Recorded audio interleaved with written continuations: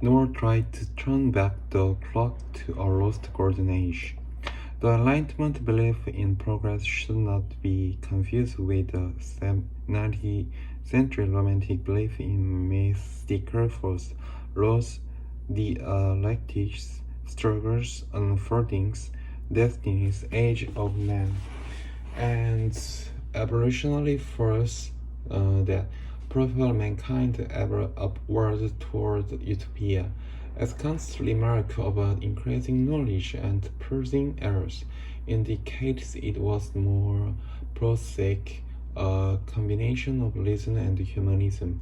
If we keep track of how our laws and manners are doing, think of ways to improve them, try them out, and keep the ones that make people better off. We can gradually make the world a better place. Science itself scripts forward through this cycle of theory and experiment, and its ceaseless headway superimposed on local setback and leviers show how progress is possible. The idea of progress also should not be confused with the 20th century's movement to re-engineer society for the convenience of techno technocrats and planners, which the political scientist James Scott calls authoritarian high modernism. The movement denied the existence of human nature, with its messy needs for beauty, nature, tradition, and social intimacy, starting from a clean tablecloth. The modernists designed urban renewal projects that replaced a vibrant neighborhood with freeways, high-rises, wind-swept places, and brutalist architecture. Mankind will be reborn. They stay the rise and live in unordered relation to the whole. Through this development was sometimes linked to the word progress. The usage was ironic. Progress unguided by humanism is not progress. Rather than trying to shape human nature, the Enlightenment hope for progress was concentrated on human institutions. Human-made systems like government laws, schools, markets, and international bodies are a natural target for the application of reason to human betterment. In this way of thinking, government is not a divine fiat religion, a synonym for society, or an arbiter of national religions or nature soul. It is human invention tacitly agreed to in a social contract, designed to enhance the welfare of citizens by coordinating their behavior and discouraging selfish acts that may be tempt to every individual but leave everyone worse off. As the most famous product of Enlightenment, the Declaration of Independence put it in order to secure the right to life, liberty, and the pursuit of happiness. Governments are insisted among people, deriving their just powers from the consent of government. Among the powers of government is meting our punishment and lectures such as Montefiore, C. Beccaria, and the American founders, thus afresh about the government's license to harm its citizens. Criminal punishment, they argued, is not mandate to implement um, Oh, cosmic justice, but part of an incentive structure that discourages antisocial antisocial acts without causing more surfacing that it deters. The reason the punishment should fit the crime, for example, is not to balance some mystical scale of justice, but to ensure that wrongdoer stops at a minor crime rather than escalating to a more harmful one.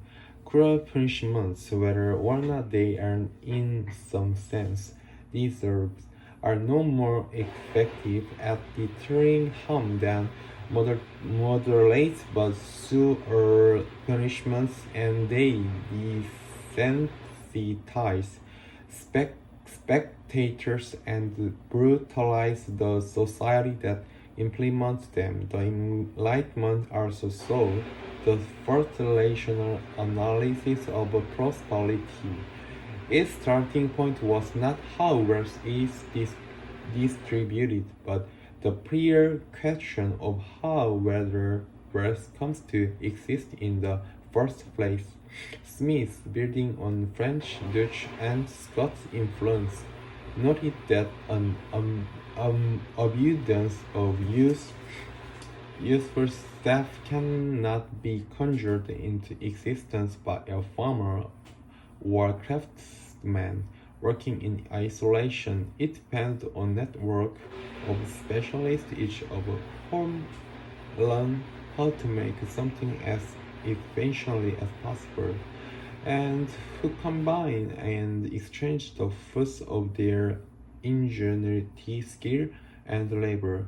In a famous example, Smith calculated that a pin maker working alone could make at most one pin a day, whereas in a workshop in which one man draws out the wire, another strategist it, a third cuts it, a fourth points it, a fifth grinds it at the top for receiving the head. It could make almost 5,000. Specialization works only in a market that allows the specialists to exchange their goods and service. And Smith explained that economic activity was a form of mutually beneficial cooperation. Each gets back something that is more valuable to him than what he gives up. Through voluntary exchange, people benefit others by benefiting themselves. As he wrote, it is not from the benevolence of the butcher, the brewer, or the baker that we accept our dinner, but from their regard to their own interests. We address ourselves not to their humanity but to their self-love. Smith was not saying that people are ruthlessly selfish or that they ought to be. He was one of his history's keenest commentators on human sympathy. He only said that in a market, whatever tendencies people have to care for their families and themselves can work to the good of all. Exchange can make an entire society not just richer but nicer. Because in an effective market, it is cheaper to buy things than to steal them, and other people are more valuable to you alive than that. As the economist Ludwig von Mises put in centuries later, if the tailor goes to war against the bakers, he must honestly first bake his own bread. Many Enlightenment thinkers, including Montesquieu, Kant, Voltaire, Diderot, and of the Saint Pierre, endorsed the idea of Dutch commerce, gentle commerce. The American founders, George Washington, James Madison, and especially Alexander Hamilton, designed the institution of the young nation to nurture it. This brings us to another Enlightenment idea piece, where was so common in history that it was natural to see it as a permanent part of the human condition and to think peace could come only in a Messianic age. But now war was no longer thought of as a divine punishment to be endured and deplored, or a glorious contest to be won and celebrated, but a practical problems to be mitigated and someday solved in perpetual peace. Contemplate out measures that would discourage leaders from dragging their countries into war, together with international commerce. He recommended representative republics that we would call democracies, measured transparency norms against conquest and international interference, freedom of travel and immigration, and a federation of states that would adjudicate disputes between them. For are the prescience of the founders, framers, and philosophers, this is not a book of enlightenment. The Enlightenment thinkers were men and women of their age. The 18th century, some were racist, sexist, anti-atheist, sometimes slaveholders, were dualists. Some of the questions they worried about are almost incomprehensible to us, and they came up with plenty of deafy ideas together with the brilliant ones. More to the point, they were born too soon to appreciate some of the keystones of our modern understanding of reality. The of all people would have been the first to concede this.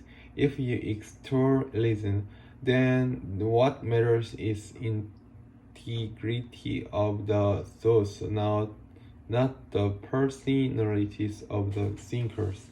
And if you are committed to progress, you can't very well claim to have it all figured out. It takes nothing away from the Enlightenment thinkers to identify some critical ideas about the human condition and the nature of progress that we know and they didn't.